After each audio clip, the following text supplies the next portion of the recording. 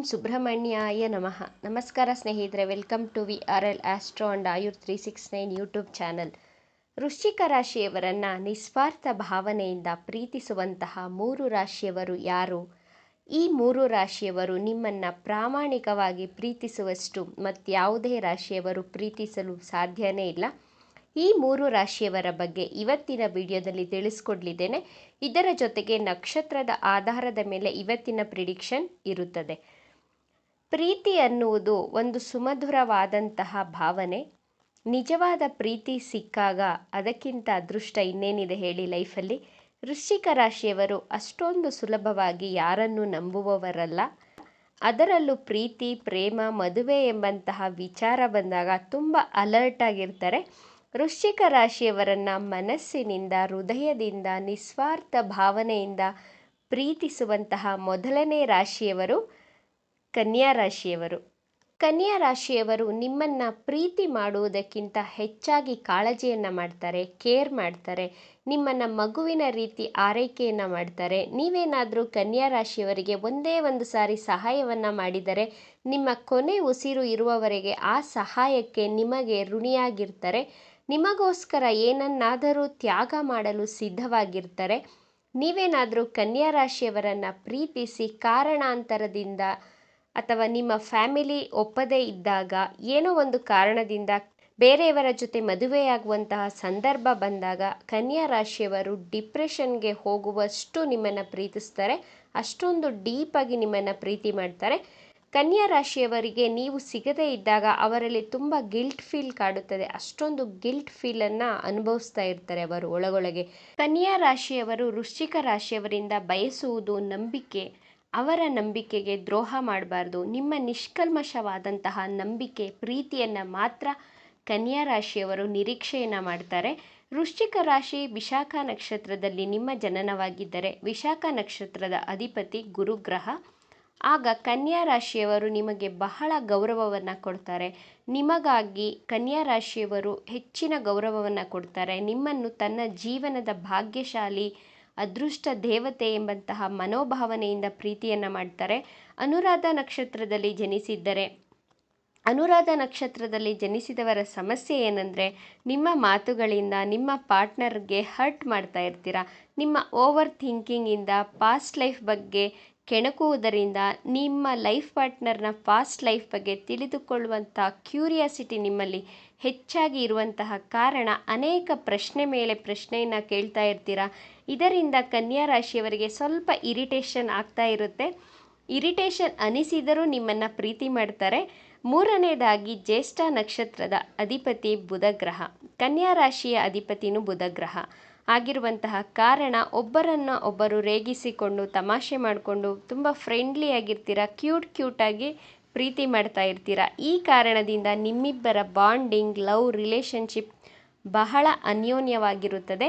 ಇಬ್ಬರ ಆಲೋಚನೆಗಳು ಒಂದೇ ರೀತಿಯಲ್ಲಿ ಇರುವಂತಹ ಕಾರಣ ಪ್ರೀತಿ ಹೆಚ್ಚಾಗಿರುತ್ತೆ. ಕನ್ಯಾ ರಾಶಿಯವರು ಜ್ಯೇಷ್ಠ ನಕ್ಷತ್ರದವರಿಂದ ಬಯಸುವುದು ಏನಂದರೆ, ನಿಮ್ಮ ಡಿಮ್ಯಾಂಡ್ಗಳನ್ನು ಲಿಮಿಟೇಷನ್ನಲ್ಲಿ ಇಟ್ಕೊಂಡಿರಬೇಕು ಅಂತ. ಸಪೋಸ್ ಕನ್ಯಾ ರಾಶಿಯವರ ಹತ್ತಿರ 1000 ರೂಪಾಯಿ ಇದ್ದರೆ ಜ್ಯೇಷ್ಠ ನಕ್ಷತ್ರದವರು 500 ರೂಪಾಯಿಯನ್ನು ಮಾತ್ರ ಖರ್ಚು ಮಾಡಿದರೆ ಅವರು ಖುಷಿ ಪಡ್ತಾರೆ. ಅದನ್ನು ಬಿಟ್ಟು 1000 ರೂಪಾಯಿನೂ ಖರ್ಚು ಮಾಡಿದ್ರೆ ಕನ್ಯಾ ರಾಶಿಯವರಿಗೆ ಬಹಳ ಕಷ್ಟ ಆಗ್ತಾ ಇರುತ್ತೆ. ಆದ್ದರಿಂದ ನಿಮ್ಮ ಡಿಮ್ಯಾಂಡ್ಗಳನ್ನು ಲಿಮಿಟೇಷನಲ್ಲಿ ಇರಬೇಕು ಅನ್ನುವಂಥ ಬಯಕೆ ಕನ್ಯಾ ರಾಶಿಯವರದಾಗಿರುತ್ತದೆ. ವೃಶ್ಚಿಕ ರಾಶಿಯವರನ್ನು ಹೃದಯದಿಂದ ಪ್ರಾಮಾಣಿಕವಾಗಿ ಪ್ರೀತಿಸುವಂತಹ ಎರಡನೇ ರಾಶಿಯವರು ಮಕರ ರಾಶಿ. ಮಕರ ರಾಶಿಯವರು ನಿಮಗೋಸ್ಕರ ತನ್ನನ್ನು ತಾನು ಬದಲಾಯಿಸಿಕೊಳ್ಳಲು ಸಿದ್ಧವಾಗಿರ್ತಾರೆ. ಆದರೆ ಇವರದು ಒಂದೇ ಒಂದು ರೂಲ್ಸ್ ಏನಂದರೆ, ಪ್ರೀತಿಸಿದ ಮೇಲೆ ಪ್ರೀತಿಯಲ್ಲಿ ನಂಬಿಕೆ ಬಹಳ ಮುಖ್ಯ.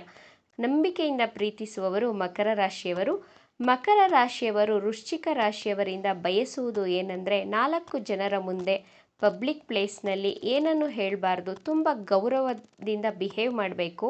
ನೆಂಟರು, ಸಂಬಂಧಿಕರು, ಸ್ನೇಹಿತರು, ಫ್ಯಾಮಿಲಿ, ಸಮಾಜದ ಮುಂದೆ ಇವರಿಗೆ ರೆಸ್ಪೆಕ್ಟನ್ನು ಕೊಟ್ಟು ಮಾತನಾಡಿಸ್ಬೇಕು. ಬಟ್ 4 ಗೋಡೆಯ ಮಧ್ಯೆ ನೀವು ಹೇಗಿದ್ದರೂ ಸಹಿಸ್ಕೊಳ್ತಾರೆ. ನಿಮ್ಮ ಕಾಲನ್ನು ಹೊತ್ತುತ್ತಾರೆ, ನೀವು ಹೇಳಿದ ಹಾಗೆ ಕೇಳ್ತಾರೆ. ಆದರೆ ಹೊರಗಡೆ ಸಮಾಜದಲ್ಲಿ ಬಹಳ ಸೀರಿಯಸ್ ಆಗಿ ಇರ್ತಾರೆ. ಇದೊಂದು ಚಿಕ್ಕ ಆಸೆ ಮಕರ ರಾಶಿಯವರದಾಗಿರುತ್ತೆ. ಇಬ್ಬರ ಬಾಂಡಿಂಗ್ ತುಂಬ ಚೆನ್ನಾಗಿರುತ್ತದೆ. ವೃಶ್ಚಿಕ ರಾಶಿಯವರನ್ನು ಇಂಪ್ರೆಸ್ ಮಾಡೋದು ಅಷ್ಟು ಸುಲಭದ ಕೆಲಸ ಅಲ್ಲ. 6 ತಿಂಗಳು 7 ತಿಂಗಳು ನಿಮ್ಮ ಹಿಂದೆ ತಿರುಗಾಡಿ ನಿಮ್ಮನ್ನು ಇಂಪ್ರೆಸ್ ಮಾಡಿ ನಂತರ ನೀವು ಅಕ್ಸೆಪ್ಟ್ ಮಾಡಿದ ನಂತರ ನಿಮ್ಮನ್ನು ಬಹಳ ಲಾಯಲ್ ಆಗಿ ಪ್ರೀತಿ ಮಾಡ್ತಾರೆ. ಯಾಕಂದರೆ ಕಷ್ಟಪಟ್ಟು ನಿಮ್ಮನ್ನು ಪ್ರೀತಿಸಿರ್ತಾರೆ. ವೃಶ್ಚಿಕ ರಾಶಿಯವರ ನಂಬಿಕೆಗೆ ಒಂದು ಸಾರಿ ದ್ರೋಹ ಮಾಡಿದರೆ ಕ್ಷಮೆ ಇರುವುದಿಲ್ಲ ಅಂತ ಅವರಿಗೂ ಸಹ ಗೊತ್ತಿರುತ್ತದೆ. ಆದ್ದರಿಂದ ಯಾರಿಗೆ ಲಾಯಲ್ ಆಗಿ ಇರ್ತಾರೋ ಬಿಡ್ತಾರೋ, ಬಟ್ ವೃಶ್ಚಿಕ ರಾಶಿಯವರಿಗಂತೂ ತುಂಬ ಲಾಯಲ್ ಆಗಿ ಇರ್ತಾರೆ ಮತ್ತು ಪ್ರೀತಿನೂ ಮಾಡ್ತಾರೆ. ವೃಶ್ಚಿಕ ರಾಶಿ ಅನುರಾಧ ನಕ್ಷತ್ರದವರು ಮೊದಲೇ ಅನುಮಾನ ಪ್ರವೃತ್ತಿಯವರು. ಆದ್ದರಿಂದ ನಿಮಗೆ ಇವರು ಬಹಳ ಹೆದರಿಕೊಳ್ತಾರೆ, ನಿಮ್ಮನ್ನು ಪ್ರಾಮಾಣಿಕವಾಗಿ ಪ್ರೀತಿ ಮಾಡ್ತಾರೆ. ವಿಶಾಖ ನಕ್ಷತ್ರದಲ್ಲಿ ಜನಿಸಿದ್ದರೆ ಮಕರ ರಾಶಿಯವರು ನಿಮಗೆ ಹೆಚ್ಚಿನ ರೆಸ್ಪೆಕ್ಟನ್ನು ಕೊಡ್ತಾರೆ. ಅನುರಾಧ ನಕ್ಷತ್ರದವರಾಗಿದ್ದರೆ ಎಷ್ಟೇ ಜಗಳ ಆಡಿದರೂ ಅನುಮಾನ ಪಟ್ಟರೂ ಕೊನೆವರೆಗೂ ಜೊತೆಯಾಗಿ ಇರಬೇಕೆಂದು ಬಯಸ್ತಾರೆ. ಜ್ಯೇಷ್ಠ ನಕ್ಷತ್ರದಲ್ಲಿ ಜನಿಸಿದವರನ್ನು ಮಕರ ರಾಶಿಯವರು ತನ್ನ ಪ್ರಾಣಕ್ಕಿಂತ ಹೆಚ್ಚಾಗಿ ಪ್ರೀತಿಸುತ್ತಾರೆ. ಈ ಪ್ರಪಂಚದಲ್ಲಿ ನಿಮಗಿಂತ ಸುಂದರವಾದಂತಹ ಬುದ್ಧಿವಂತರು ಯಾರೂ ಇಲ್ಲ ಎಂಬಂತಹ ಭಾವನೆಯಿಂದ ನಿಮ್ಮನ್ನು ತನ್ನ ಹೃದಯದಿಂದ ಮನಸ್ಸಿನಿಂದ ಪ್ರೀತಿ ಮಾಡ್ತಾರೆ. ನಿಮ್ಮ ಮೆಚುರಿಟಿ ಲೆವೆಲ್, ನಿಮ್ಮ ಕ್ರಿಯೇಟಿವಿಟಿಗೆ ಮನಸೋಲ್ತಾರೆ ಇವರು. ಮಕರ ರಾಶಿಯವರು ಆನ್ಲೈನ್ಗಳಲ್ಲಿ ಹೆಚ್ಚು ಇಂಟ್ರೆಸ್ಟೆಡ್ ಆಗಿರ್ತಾರೆ. ಜ್ಯೇಷ್ಠ ನಕ್ಷತ್ರದವರು ಆನ್ಲೈನ್ನಲ್ಲಿ ಹೆಚ್ಚು ಇಂಟ್ರೆಸ್ಟೆಡ್ ಆಗಿರುವುದರಿಂದ ನಿಮ್ಮ ಅಭ್ಯಾಸಗಳು, ಹವ್ಯಾಸಗಳು, ಲೈಫ್ ಸ್ಟೈಲ್ ಮ್ಯಾಚ್ ಆಗೋದ್ರಿಂದ ಜ್ಯೇಷ್ಠ ನಕ್ಷತ್ರದವರನ್ನು ಮಕರ ರಾಶಿಯವರು ಕೇವಲ ಪ್ರೀತಿ ಮಾಡುವುದಲ್ಲದೆ ತನ್ನ ಕುಟುಂಬದವರನ್ನು ಕನ್ವಿನ್ಸ್ ಮಾಡಲು ಪ್ರಯತ್ನವನ್ನು ಮಾಡ್ತಾರೆ. ಯಾವುದೇ ಕಾರಣಕ್ಕೂ ನಿಮ್ಮನ್ನು ತನ್ನ ಲೈಫಲ್ಲಿ ಕಳೆದುಕೊಳ್ಳೋದಕ್ಕೆ ಇಷ್ಟಪಡೋದಿಲ್ಲ. ವೃಶ್ಚಿಕ ರಾಶಿಯವರನ್ನು ನಿಸ್ವಾರ್ಥ ಭಾವನೆಯಿಂದ ಪ್ರೀತಿಸುವಂತಹ 3ನೇ ರಾಶಿಯವರು ಮೀನರಾಶಿ. ವೃಶ್ಚಿಕ ರಾಶಿ ಇನ್ನೂ ಜಲತತ್ವ ರಾಶಿ.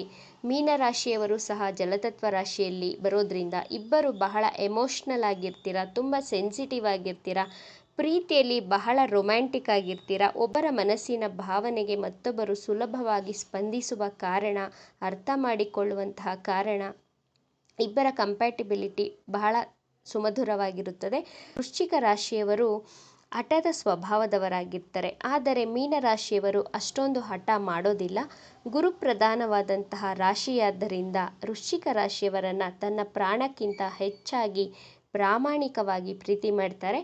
ಮೀನರಾಶಿಯವರು ವಿಶಾಖ ನಕ್ಷತ್ರ, ಅನುರಾಧ ನಕ್ಷತ್ರ, ಜ್ಯೇಷ್ಠ ನಕ್ಷತ್ರದಲ್ಲಿ ಜನಿಸಿದವರನ್ನು ಹೆಚ್ಚಾಗಿ ಪ್ರೀತಿಸ್ತಾರೆ. ನಿಮ್ಮಿಬ್ಬರ ಕುಂಡಲಿಯಲ್ಲಿ ಲವ್ ಮ್ಯಾರೇಜ್ ಯೋಗವಿದ್ದರೆ ಮದುವೆ ಜೀವನ ಬಹಳ ಎಕ್ಸಲೆಂಟ್ ಆಗಿರುತ್ತದೆ ಅಂತಲೇ ಹೇಳಬಹುದು.